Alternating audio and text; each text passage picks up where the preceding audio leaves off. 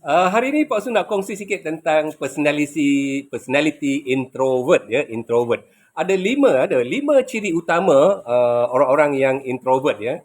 Yang pertama ialah mereka merasa cepat letih ya atau rimas bila dalam keadaan orang ramai ataupun dalam majlis-majlis sosial ya.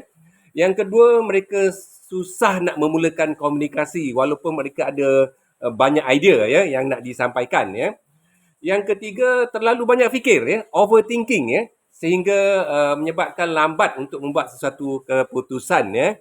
Dan yang keempat, sukar untuk berkongsi masalah. Mereka lebih suka pendam perasaan ya.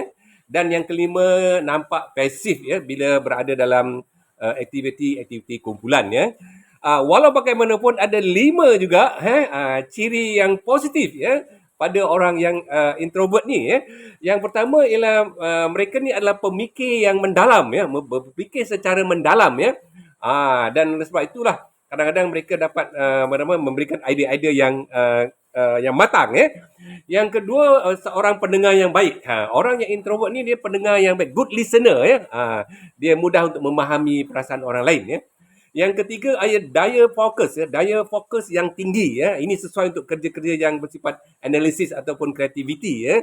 Dan yang keempat, tenang dalam menghadapi stres ataupun tekanan-tekanan hidup ya. Dan yang kelima, sangat setia dalam persahabatan.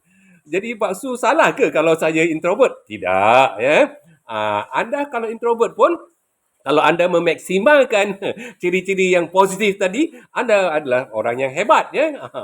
Anda boleh jadi seorang pemikir, seorang yang kreatif ya, seorang yang tenang ya, seorang yang setia dalam persahabatan dan juga seorang pendengar yang baik. Itu banyak manfaat kepada orang-orang di sekitar anda. Jadi anda janganlah rasa apalah maksud saya ni introvert. Tidak ya. Walau bagaimanapun ada aspek-aspek yang anda boleh perbaiki. Misalnya kalau anda sukar untuk berkomunikasi ya, anda boleh belajar untuk berkomunikasi, bercakap ya di depan orang ramai ya, sehingga kan anda tidaklah kelihatan terlalu pasif ya bila berada dalam kumpulan orang ramai ya.